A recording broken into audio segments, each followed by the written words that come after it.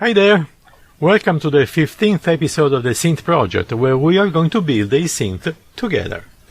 It is time to add another element to the rack itself to hold the soft pot we introduced in the last episode and a keyboard. It is a large shelf that will sit just underneath the two already available shelves. Such a shelf will be large enough to host both devices. They will be two extremely useful interfaces to our synth, the keyboard to generate melodies and harmonies, and the softpot to continuously manipulate control voltages that can be used to make sounds as well as control other modules that we will create later on. Let's begin!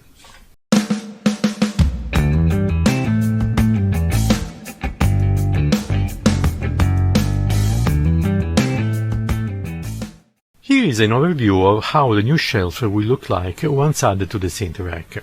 In this rendition, the green box represents the keyboard, while the orange line in front of it represents the softpot. The bluish boxes at the two sides are there for two reasons. They have to hold in place the keyboard, and the one on the right will also contain the electric connections to the softpot, which will terminate on a 3mm jack socket used to connect the softpot to its controller, situated above in the second shelf. Let's take a quick look at what I did to add this additional structure to the synth rack. The supports for the shelf that will hold both keyboard and softpot will be installed on the two side boards. The actual shelf will go on top of them, protruding from the rest of the rack, so it will be easy to reach for the keyboard and the softpot. On the back I will also add a cover to prevent the keyboard from falling off on that side.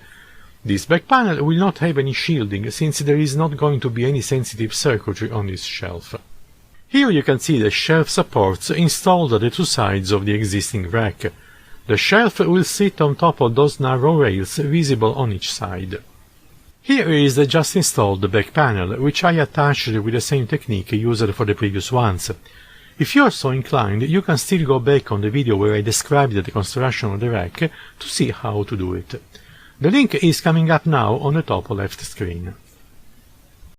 And finally, here is the shelf, which was made with two wooden elements of the same size as the bottom and top of the first two shelves. Nothing complicated. As I said many times, I am not a woodworking person, and so I tried to do my best using pre-cut and pre-treated shelves, both at the store. Let's now talk a little bit about the two lateral boxes I showed at the beginning of this video. They are each made using a 3D printer, and they are made of two pieces, a bottom one and a top one. The bottom one is attached to the wood shelf. I used some glue to do that, but you can also use screws if you like. The top one slides on the bottom one and is fixed with 3 screws on the sides. This way it will be easy to add and remove the top in case we want to make some changes in the inside.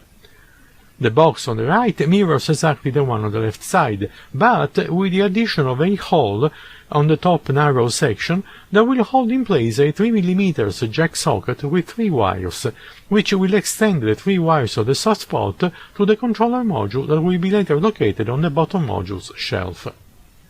And here are the 4 pieces that just came out of the 3D printer. These are the pieces for the left box, and these are those for the right box. The top part is a cover in which the bottom box is inserted. The bottom part will be fixed on the top side of the shelf, covering a little bit the tip of the softpot. These holes on the sides of the cover will be used to put 3 screws that will hold the top part to the bottom one. The box on the left side will be actually empty and will be used just as a support for the keyboard that will be located in this area. The softpot will lay just underneath of this notch, made to prevent the softpot itself from being pressed by the box. On the right side of the shelf, the box will have a 3mm jack socket positioned in this hole. This jack will be used to carry the 3 wires of the softpot, which will enter through this other notch to a control module installed along the other modules of the second shelf of the rack.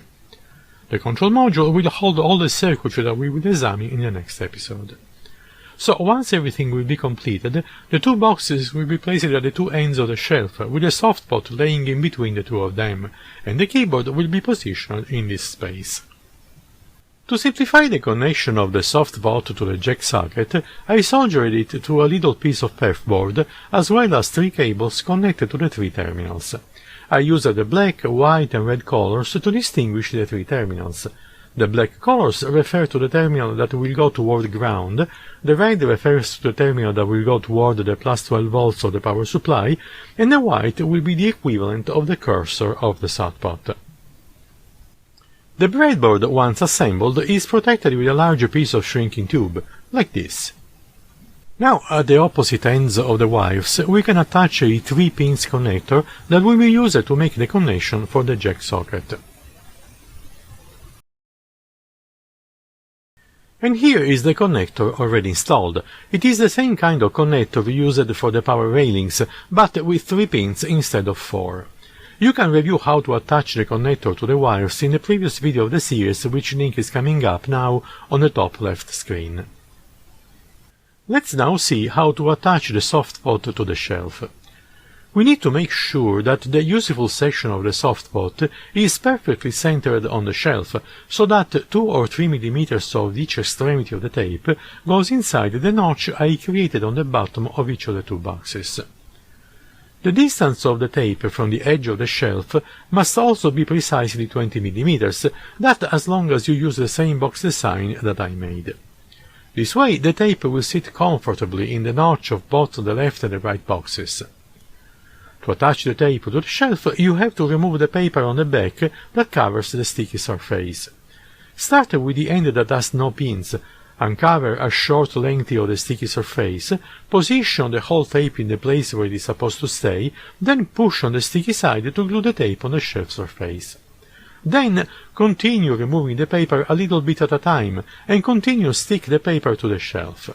Make sure, while you do so, that the tape is totally flat with the surface of the shelf before gluing it, or the bump that will result from not doing that will make it difficult to use the soft pot.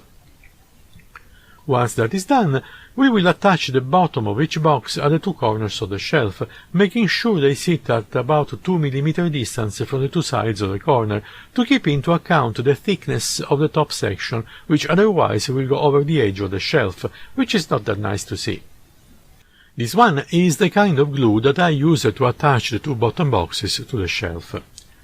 This particular glue works very well with the PLA that I used to 3D print the boxes. Other glues do not work as well, and so I really recommend this one, if you plan to use a glue. As a bonus, this is also a fast-setting glue. If you use that, keep in mind that it is a very strong cyanoacrylate, and therefore avoid touching it if you don't want your fingers glued together. Another alternative is to use short screws to lock in place the bottom boxes. It's up to you.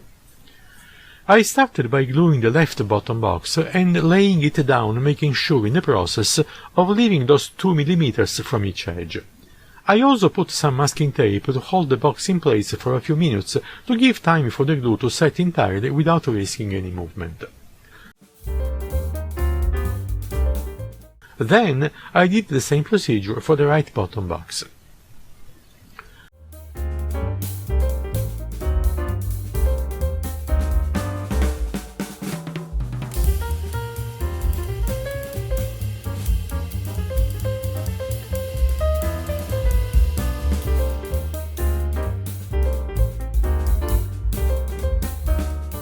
One final check to make sure the bottom section were correctly aligned along the edges, and that part of the installation was done.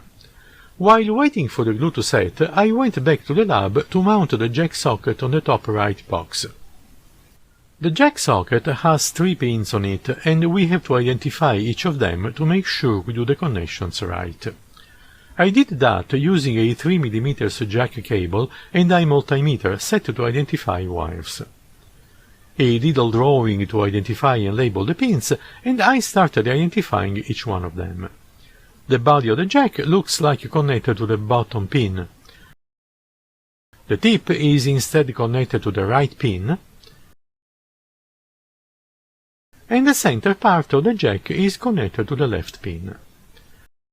The tip will be at this point connected to the red wire, the body to the black wire, and the center to the white wire. I then prepared the 3 wires, I soldered them to the pins of the jack socket, and then I cut 3 short pieces of shrinking tube to insulate the side of the wire soldered to the pins of the 3-pins connector. Now you see me connecting the wires in a certain order on the connector. Unfortunately, I messed up with the order. The white cable was in the right place, but I switched around the red and the black wire. Don't make the same mistakes I did, or you'll have to rewire the connection again, like me.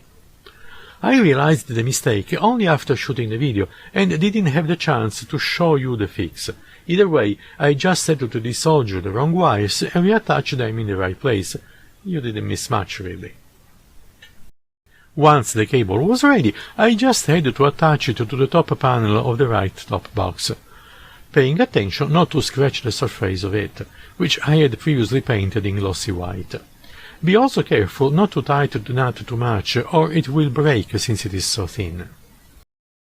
And now, back to the synth rack, I removed the masking tape and attached the top panels on the bottom ones.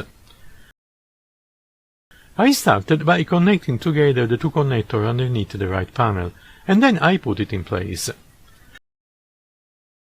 Then I put in place the left panel, which has no electric wiring in it. And finally I screwed the top and bottom parts of each box, using 3 screws for the left box and 3 for the right box. At this point, to make the softpot work, we just need to create a control module for it. This module will have some circuitry in it to provide a control voltage, as well as a gate and age trigger that can be used to control other modules at which the softpot can be attached to.